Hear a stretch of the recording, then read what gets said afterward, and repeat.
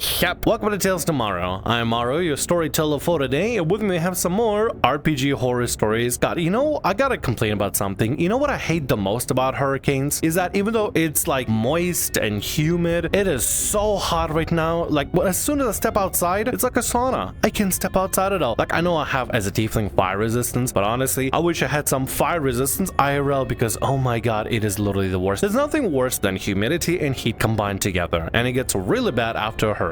Rant over, let's get some RPG horror stories for today. DM uses the gritty realism aspect of his homebrew TTRPG system to justify SA. So about 5 or 6 years ago, I joined a D&D server where I was in high school, just looking for a game after I saw the beginning of the collapse of my own D&D club. I joined one that turns out to be sort of an already established friend group of sorts, or at least a group of people who personally know each other to an extent. Life led them to move away from one another, but they kept tight through the aforementioned Discord server. Kinda cool. They opened up the server to turn into a broader community since people were already inviting friends from their new homes and other like-minded people. Joined a couple of campaigns there, and as a result made some friends that I still have to this day. It's honestly kind of dope. I'm going to meet a couple IRL pretty soon. That's beside the point. It was obvious to me that there were a couple of people who were being put at an arm's length from the main groups, something I never really saw as justified. I was probably a little naive for that because I wasn't very familiar with that group. Nonetheless, a new campaign list pops up, DM'd by one of these very people. We'll call him Shane. When I was on a call with one of the friends who was there for almost day one of the server, I expressed interest in joining the campaign. It touted as a fully homebrew D100 based RPG system from a veteran player in a gritty medieval setting that pulled no punches. This was something I was looking for. The DMs I was playing under at the time were always a little too soft on the players, in my opinion, including the very friend I was talking to. Trying to figure out a good balance between being too soft or too hard on your players is just rough. Like, as a DM myself, sometimes I feel like I'm not giving them enough challenge, sometimes I feel like I'm over challenging them. I noticed specifically, it's not really like the difficulty of the combat or the CR levels, it's usually like the most simple things, like a simple puzzle becomes the most difficult thing ever, and I feel really bad about it. I feel like the simpler the puzzle or like the game mechanic is, the harder it is on the players. But if I put something really difficult, like a super tough combat, they blaze through it no problem. And I'm stuck between a rock and a hard place. I just don't know what's going on. It's always such a battle trying to balance out your game to make sure it's not too hard or too easy. It's rough, dude. He immediately warned me Shane was a weird incel dude. I brushed it off. A lot of guys I met through my D&D club could be classified as just that, and most turned out to be friends I still have today. Although those same friends have brushed up on their image quite a bit.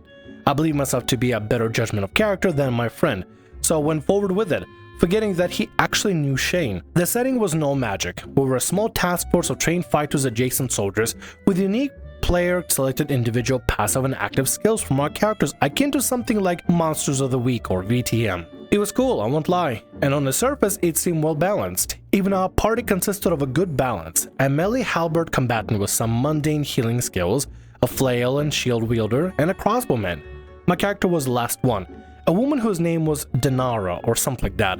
Can't exactly remember. Denara was a hardworking daughter of a widower guard captain who took after her father. She wanted to defend town palisades and city walls and trained her life to do so, becoming a formidable shot. Now in her late 20s, she was given the chance to put her skills to use more actively rather than defensively. She was the only woman in the party. The other players were alright guys, from what I remember, no big red flags, and that doesn't change throughout the story. On the day of the first session, we all joined call, talk it up, start the campaign. Something of note is that we talk about Trump as president. I was a center-right guy at the time, so me and Shane found a lot of common ground. I don't know why this is mentioned. I'm assuming politics is going to be mentioned in the story then? Or maybe it's going to be important?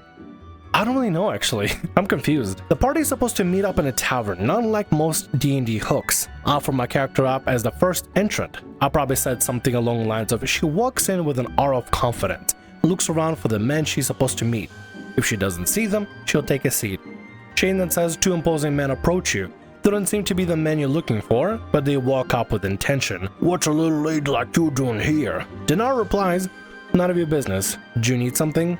It gets weirder from there. From this point forward, when the other players ask if they can enter the tavern, Shane replies, one sec, or not yet, with gradually increasing aggravation. The men pressure Denara and she continuously brushes them off.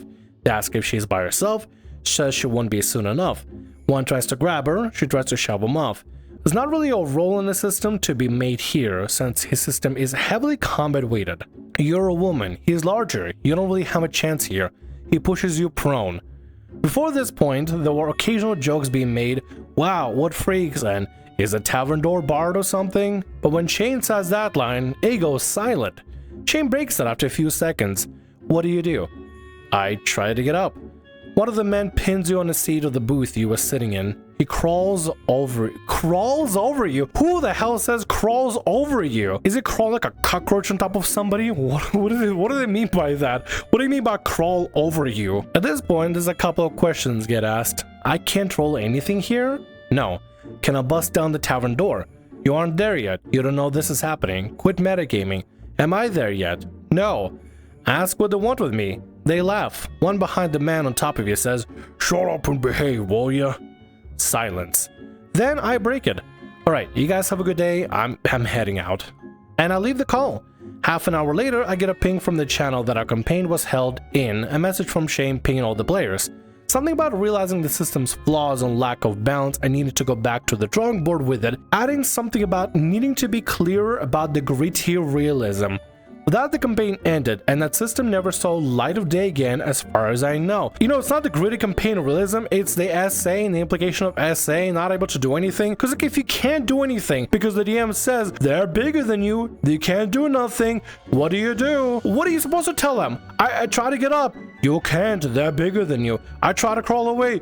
You can't, they got you pinned down. I try to fight them. You can't, they're bigger than you. Then I guess I'll just go fuck myself then. I don't know what I'm supposed to do. I think what the player did with leaving, yeah, those are the right options. Like, yep, okay, well, if I can't do anything, I am gone. Bye-bye. What does DM expect them to say? I let them do whatever they want to do with me, right? Is that what you want? You just want the player to just submit? Just call it a day? Just be like, whatever. Let him do whatever. Don't matter to me anymore. Later, I'll pay a little more attention to the guy. He pretty much would spout some pretty hateful stuff unprompted. He would often drop mouthfuls in a vent channel about how he was having troubles with his girlfriend at the time. He let him met someone online by the time the server was dying, which is pretty recent. And it turned out he learned he got catfished a couple years deep into it. I got a chuckle out of that, but I felt bad. A part of me still does. I don't know what else to say. I chatted a bit with the other players sometime later, and we all agreed it was a bit messed up. As someone who thought they were a cis man at the time, I didn't feel justified in being bothered by it, to be honest. In hindsight, it was pretty bad. Now that it's old news, it's become something that me and my friends joke about, which is the best outcome for something like that in my opinion. Still catch an I told you so from the friend who warned me every now and then. Well, at least you got yourself out of a real bad situation, and that's a good thing. I'm super happy for you. At least you don't have to deal with this anymore. Still not sure why politics was even mentioned in the start. I guess to like show that you guys connected or something. I'm not fully sure.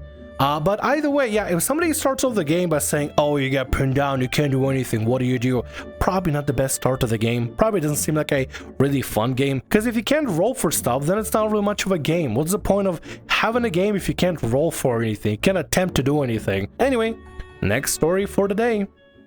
The male player who essayed every new female player. Guys, I promise you, it's a little coincidence. I'm not looking for SA stories, they just find me. This happened when I was new to TTRPGs, set in 2007 or so. Repressed memory that popped back and after my last event post. Me and my boyfriend were invited to play TTRPGs, don't remember which system, but it was fantasy. Something like D&D.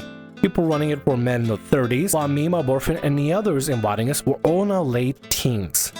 Back then I had yet to figure out I'm trans man. So everyone including me assumed I was a girl. For reasons I didn't yet understand, I wanted to play a man in the game. GM, one of the 30-year-old men, said no. I didn't understand why, but he insisted I play a woman. He said no one can play anything other than the real gender. Boring, I thought, so I ended up with a female elf warrior. Play whatever you want to play. If you don't want to play something of your gender, if you want to play something different, go for it. Dude, when I'm playing Final Fantasy XIV, my character is a female Mikoti, a cat girl, and she is so freaking adorable, especially when she's wielding a giant axe when I'm playing as a warrior. Oh, she looks badass as hell. But like at the end of the day, play whatever you want to play. You want to play a female elf? Go for it. You want to play a male Tabaxi? Go for it. Play whatever the hell you want to play. Dude, at the end of the day, it's just a character and you're just having a little bit of fun. Do whatever you want to do. The others made their characters. One of the GM's friends, Pete, also in his 30s, had a warlock character, who in-game immediately started flirting with my character. I played it off as not interested, which his character didn't like. We played for a while and set up camp. Trying to get too graphic, Pete asks my elf again if she wants to frick. She does not, and frankly, I was a bit freaked out IRL. GM rolls his eyes, this is typical Pete, nothing more. Yeah, considering the fact that Pete is in his 30s and the players that are in here are like in their late teens, so like maybe 17, 18, 19, something like that. I hope the players aren't minors or anything, I hope they're at least 18, but it's still really freaking weird. Don't do that to people. If they say no, just assume that it's no. Take a no and take a hint and stop. Pete's character then roofies my elf and snuggles her in her sleep. Oh my god! Jesus Christ, Pete, what the fuck is wrong with you? I'm dumbfounded and say I want to attack him when I wake up. GM says that's meta, as I was asleep during the snuggle. Argue that I should at least know something is seriously wrong, my elf should be in pain. They reluctantly agree, but Pete tries to play it off as he is no longer interested in my elf and everything is normal. Also, how the hell did Pete get magical roofies out of nowhere in this game? As far as I can tell, roofies probably don't even exist in D&D. They're definitely not in a player handbook, that's for sure. Definitely not in Tasha's Cauldron or everything. Definitely not in Xanathar's guide, that's for damn sure. There's something really sus going on with the DM and Pete, and I don't like it, dude. I don't like it one bit. I wait till nightfall and take Pete's character aside. I then threaten him with my bow. Both Pete and GM tell me again that this is meta, but I tell them I know with snuggled, my lower part was in pain when I woke up from restless sleep. As for who did it, I have an educated guess it's him. He's been creepy around me all day, while everyone else being respectable. He tries to argue. I end up shooting him in the groin. I let alone that no gender bending rules because of Pete. According to GMs, no one wants to imagine Pete in a dress, but I suspect he is just playing gross when playing a female character, so they outright banned it. Spoke to GM about this whole thing, and he says, that's just Pete. He does that with every female character. And that was that. Have you considered just asking Pete not to play then? If that's everything Pete gonna do every single time? Have you considered maybe not have Pete along? Have you considered maybe not inviting Pete to the games if you're gonna have other players there? Why is it just like, that's just Pete? It's just silly Pete doing silly Pete things. How about addressing the problem as it is? Clearly Pete is a really creepy player and probably turns off other players from playing with you guys. Maybe, just maybe, you may want to have a conversation with Pete, or just straight up, hey, remove the guy, remove the problem player. Is it going to be really worth it dealing with other people clearly have an issue with Pete if every single time he's going to be doing that? I think not. I think most tables he'll just be out of there immediately. The fact that this guy tolerates Pete and tolerates Pete's behavior just says, well, that's just Pete. That's just what Pete does. How about addressing the problem or removing the problem? Jesus Christ. Both Pete and DM are the problem here. That is two rotten peas in the same rotten, disgusting pod. Let's get to the next story for today. My girlfriend at the time sacrificed her character as a lash-out at me.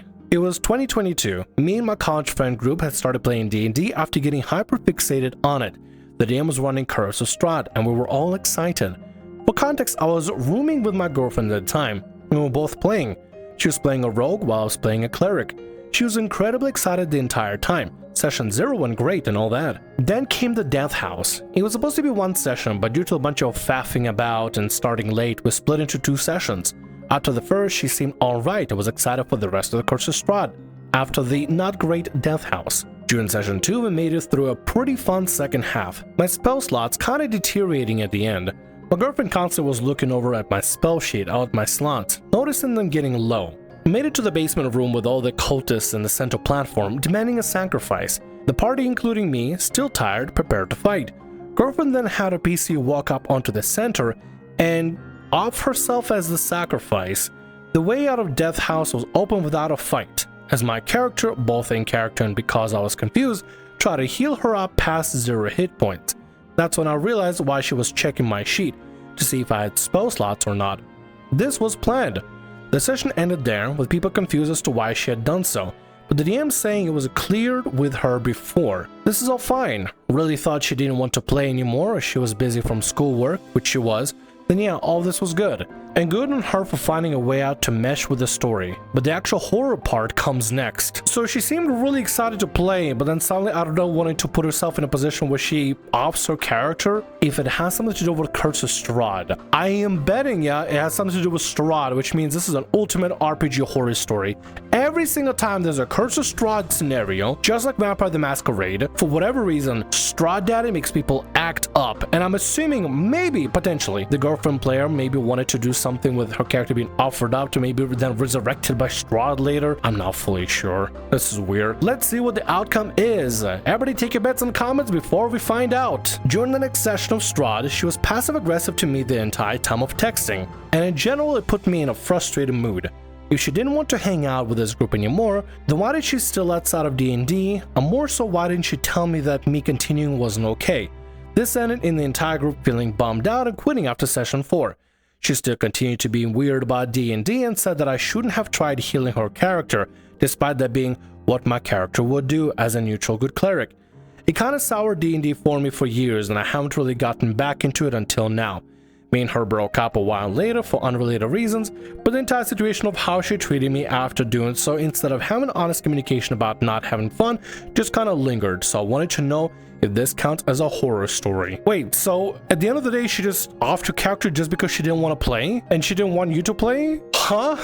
Wait, I need to reread the last paragraph. And more so, why didn't she tell me that me continuing wasn't okay? So she was really bitter that you continue playing the game, basically. Was being sour at you. I think something happened during first session or second session, and she probably got bored, probably got tired of the game. It was like, okay, well, if I delete my character, then maybe my significant other will also not want to play, and maybe we could do something else together. But then she deletes her character without talking to anybody ahead of time, or just having a conversation with her significant other and discussing the problems that she has or concerns that she has, even though she was clearly excited. She decides to delete her character and thinks that the significant other is basically going to stop playing. But I mean, they want to stop playing. They have a fixation of D&D.